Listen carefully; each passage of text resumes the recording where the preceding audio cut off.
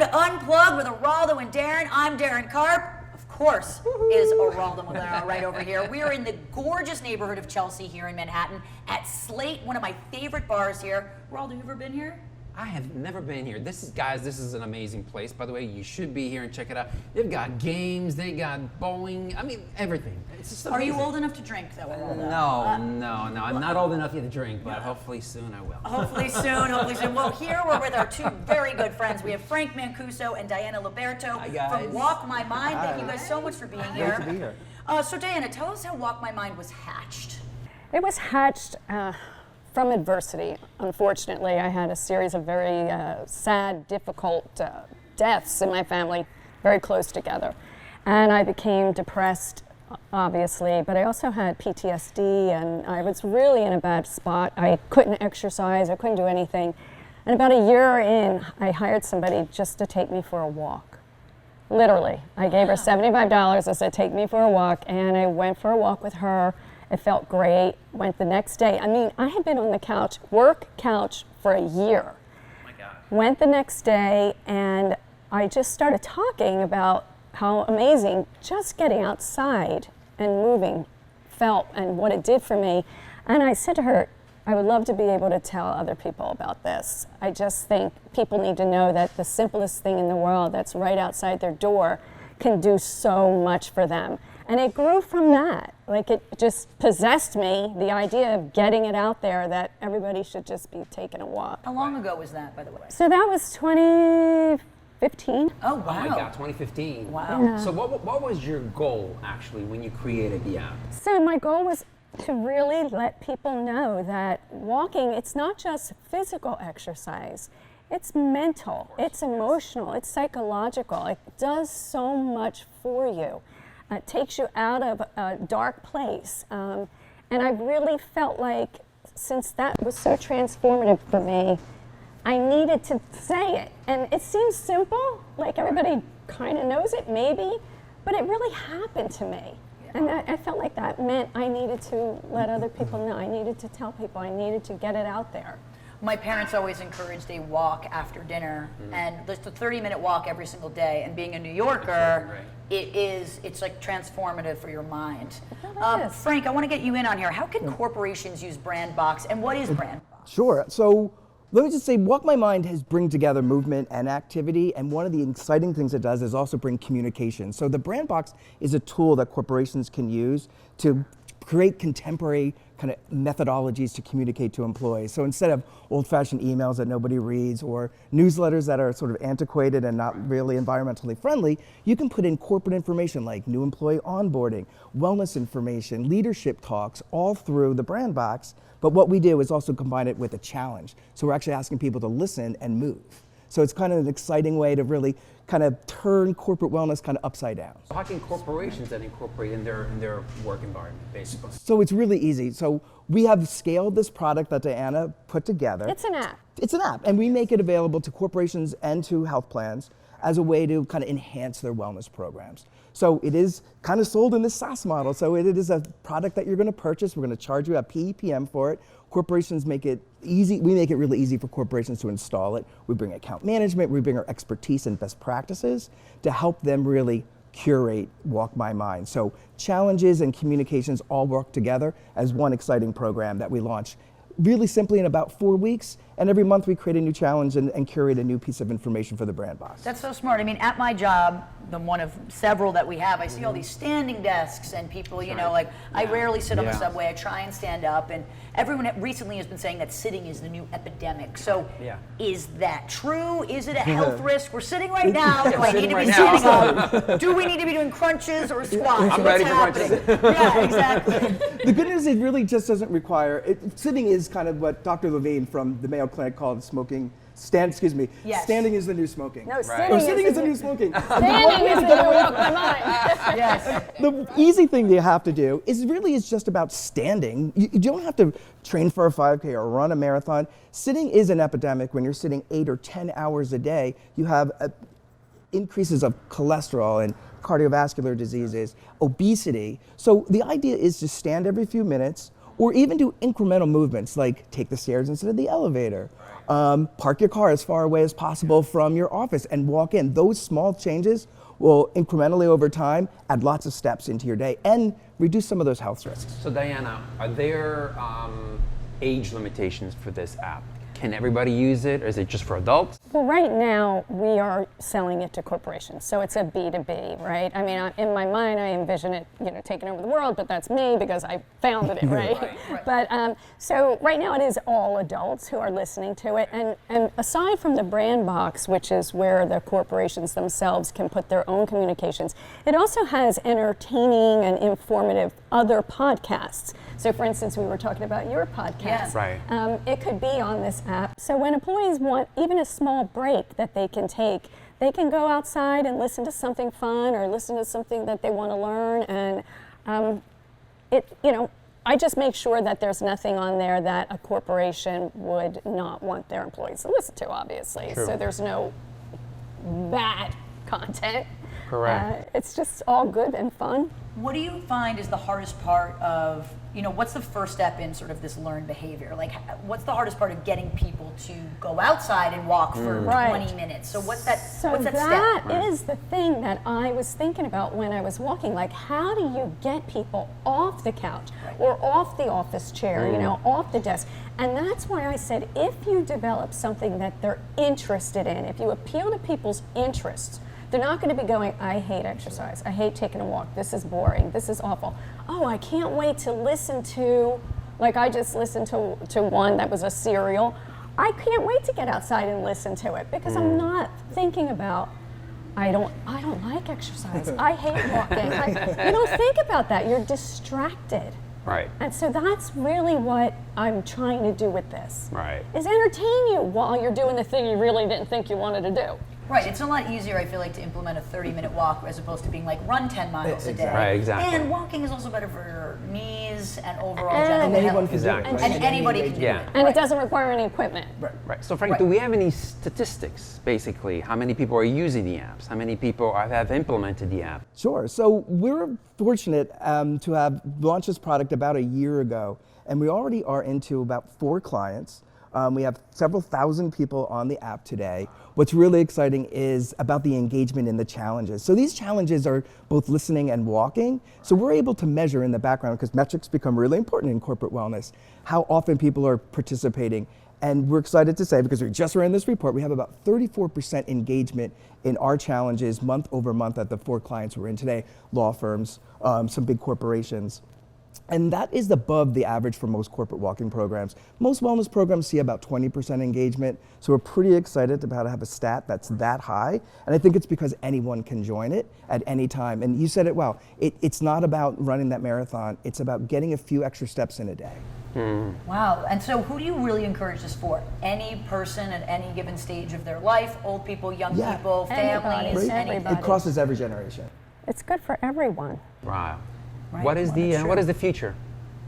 Look The for world. Walk My Mind. Yeah, what do you hope to accomplish What do in you the hope next to year? accomplish? Are I there hope any- to get everybody in the world like walking, realizing that they don't have, if you put something big in front of you, you may never want to do it. You'd be like, oh, I'm not going to be able to go to the gym. But something simple, yeah, I can do that.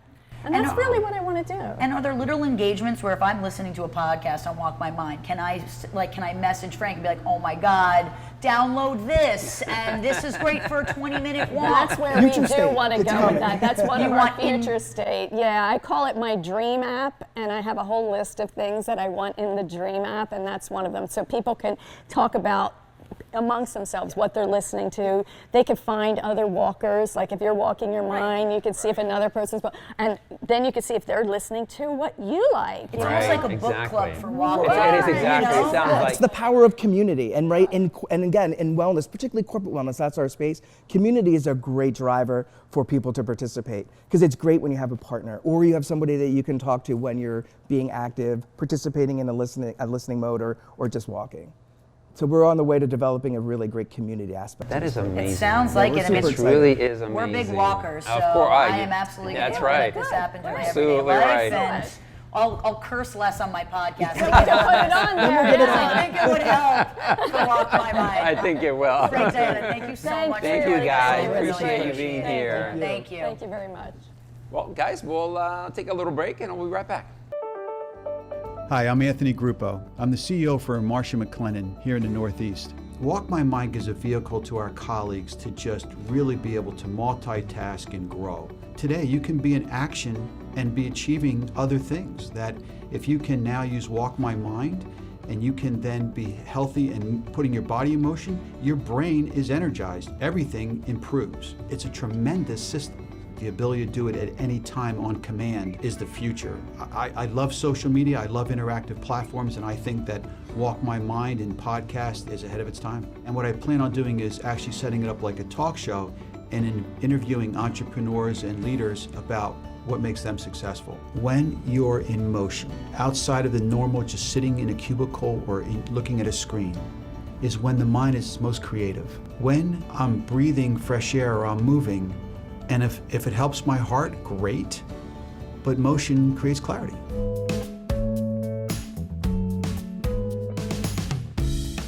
Meet Blue. Blue's not feeling well. The prescription? Generic medication. Blue wonders, do they really work as well as name brands? Yes, generics and name brand medications do work the same. Even though they may look different, generics have the same key ingredients.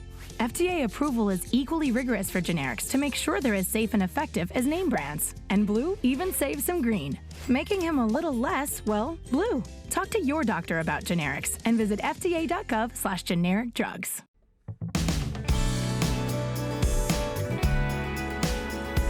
Hi guys, welcome back. Joining us today is Dr. Melissa Heche. She is a doctor of audiology and clinical voice pathologist. Hi, Dr. Heche, how are you? Hi, I'm good. How are you? We are not doctors. We're not doctors. as good Can as you tell you. we're I'll not tell you that. doctors? Yes, exactly right. Thank you for being here. My pleasure. A New Yorker. Yes. Very good. That's right. So my first question is, how do we know we have hearing loss? That's a good question. And sometimes we ourselves don't know that we have hearing loss, but there are always some signs. And I demarcate it like this. There are soft signs and hard signs. Okay. Some soft signs of hearing loss could be you go out to dinner, you're starting to have trouble in noisy situations, in your favorite restaurant, or Right. with certain people. You have trouble with your grandkids or with women, because children and women have higher voices than men. So if it's an age-related hearing loss, that might happen. You start to have trouble in the theater or with some of the things that you like to do. And gradually you start compensating, you don't realize it. You start to visualize what somebody's saying, really focus on how they're speaking. Okay. Maybe you would put yourself in a different position or stop going to places. You stop going to your favorite restaurants, maybe stop going to your lunches, your dinners, the theater. And so the soft signs sort of grow to more hard signs that become life-changing. Wow.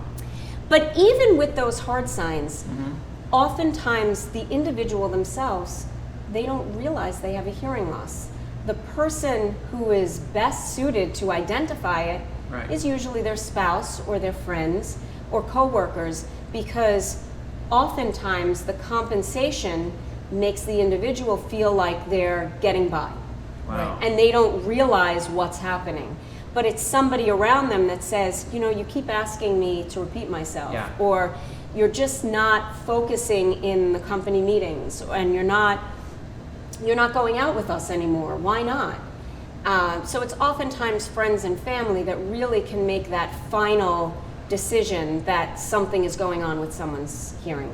Wow. There are times, and I'm young and I understand that, but there are times where I'll get like a ringing in my ear randomly for like a minute. What is that? That's a great question. That's generic, but asking for a friend, yes. That's a great question. Ringing itself in your ears, that's a condition called tinnitus. A random ringing every so often that's under a minute is not abnormal.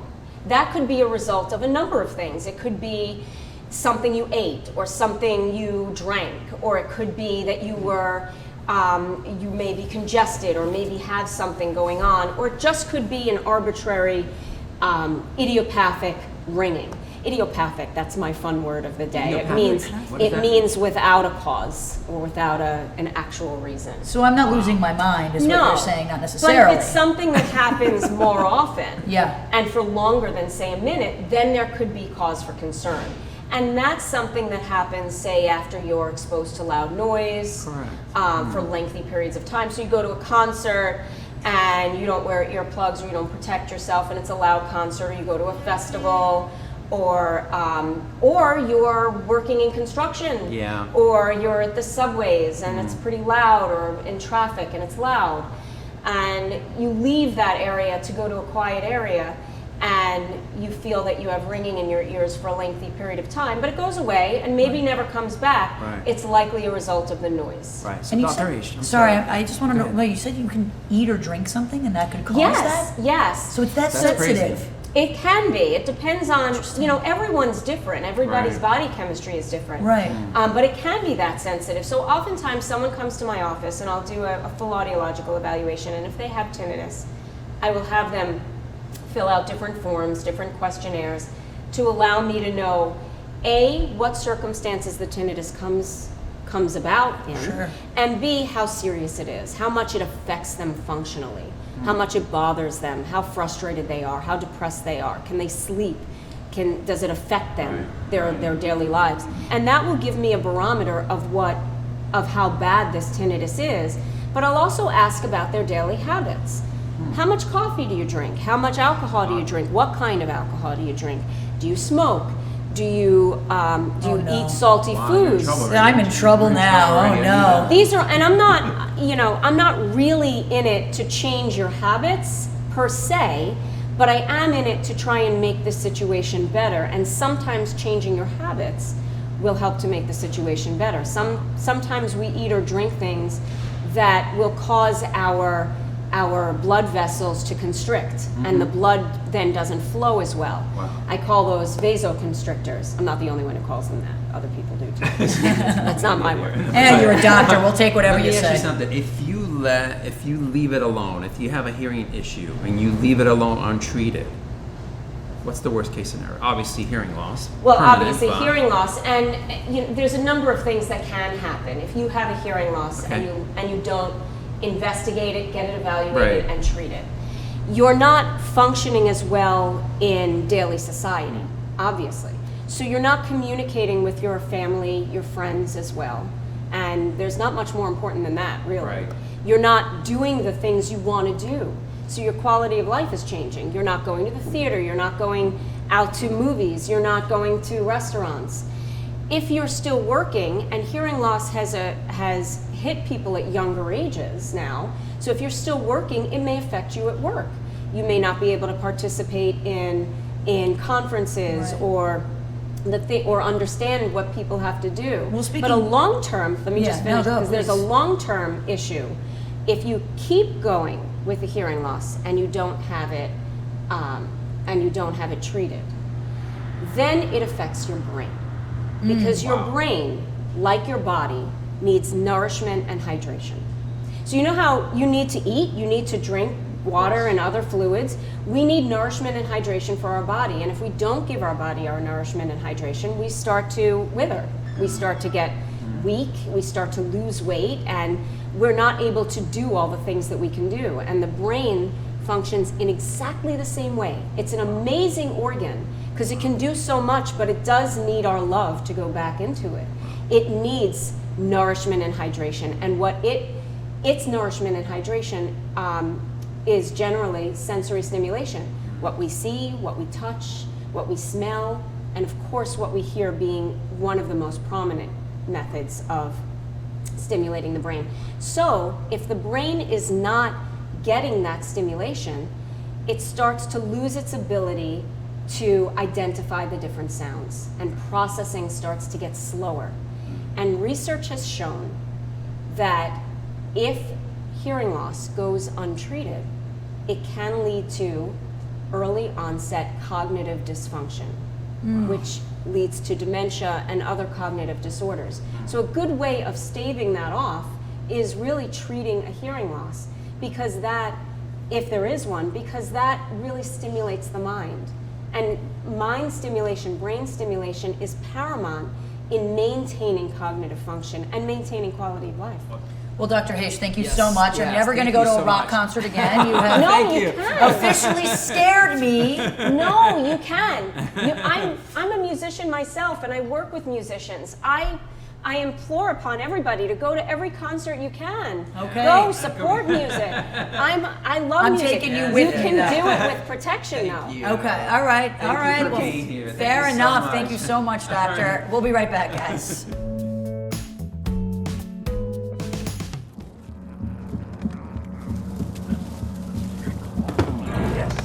Yes. Oh, hi. I suppose you're wondering what an A-list celebrity like me is doing in a place like this. You must know, I'm saving the world. Oh, hi, Beth. Yep, saving the world again. Did you know that 40% of all the food produced in the United States is thrown away? That means everything that went into that food, the pesticides, the water, the land, was all for nothing. Just look at this perfectly good food thrown in the trash. The pizza with extra Cheerios, these goldfish and Band-Aid tacos. And just look at this perfect trash burger. This pasta dog looks delicious. You don't have to dumpster dive like Ed Begley Jr. to save the planet. Fight food waste by shopping smart and using what you buy before it gets trashed. That's way better. Ooh, arugula. Do your part and find out other world-saving tips at betterthaned.org. Okay, guys, welcome back. Across the country, more and more families are discovering the power of school choice, including traditional public schools, public charter schools, magnet schools, private schools, online learning, and homeschooling. A new book helps parents navigate their options and find a school where their child will be inspired, be successful, and be happy. It's called School Choice Roadmap: 7 Steps to Finding the Right School for Your Child. Its author, Andrew Campanella, is president of National School Choice Week, which is a public awareness effort to help parents discover their options. Thanks so much for having me on the show. The 2 pieces of advice that I have for families who are exploring this process of looking for a school, whether it's your child's first school or it's a newer, different school, is number 1, trust your intuition. This is the biggest mistake parents make. They worry that they might be making the wrong choice. In reality, parents know their kids better than anybody else on this planet. You know your child's interests, talents, needs, and challenges. So trust your intuition and let it be your guide throughout this process. The second step that I encourage parents to take is to start this process now. Don't wait until summer break. Start now. You'll find that you have more options. There's a ton of worksheets and prompts and exercises that you can go through if you want to go through the full 7 steps, and that's in my book, The School Choice Roadmap: 7 Steps to Finding the Right School for Your Child. School choice is really something that is decided at the state and local level. It's not a federal or national issue as much. So every state decides its own school choice access policy. So you have states like Florida, Ohio, Arizona that offer a lot of options. And then there are some states out there like North and South Dakota, West Virginia that don't offer as many. So we want families to get their guides to school choice on our website. There's state-by-state guides at schoolchoiceguide.com, all with the goal of trying to find their child's first school or a newer, different school in advance of the next school year. So I want you to visit schools. I want you to ask questions. I want you to look at all the different schools in your area with the goal of finding the perfect fit, or at least a good fit for your child.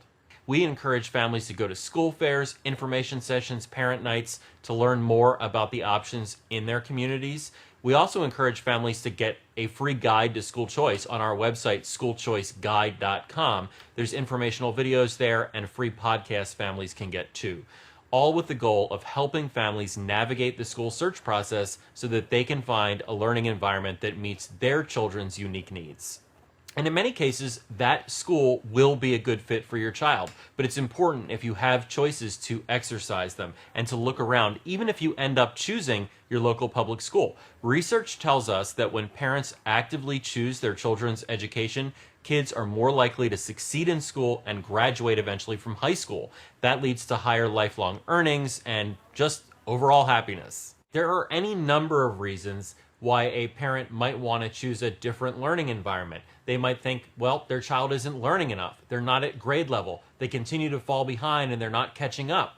Or they don't feel safe. They're being bullied. They are not happy at school. So there are so many different reasons, and you just need to make sure that you make these decisions based on your child's needs and your own family's principles. You know, no choice is a wrong choice for a parent to make for their kid when it comes to education. And in my new book, The School Choice Roadmap, 7 Steps to Finding the Right School for Your Child, I do tell parents to trust their intuition. So if a parent chooses a school based on athletics and that inspires a student and it encourages them to learn and it makes them want to succeed, I actually think that's not a bad thing. Look into traditional public schools, public charter schools, public magnet schools, private schools, online schools, and homeschooling. Parents today have more school choice options for their kids than at any other time in history. And a record number of families are actively choosing schools for their kids. Research shows that it doesn't matter what type of schools parents choose for their kids, the fact that they're actively choosing these environments helps increase student learning and increase graduation rates. And that is a good thing.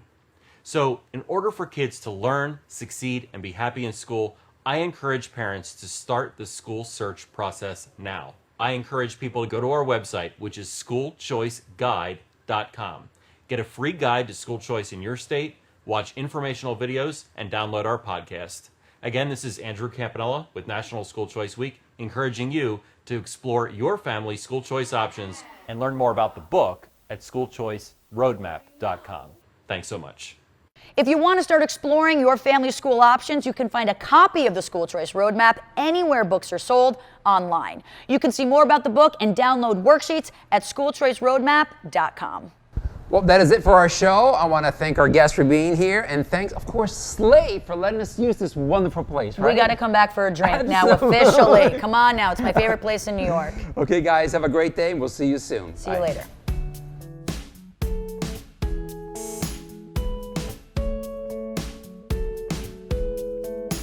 The preceding was sponsored by Fitness Training by Eraldo Incorporated.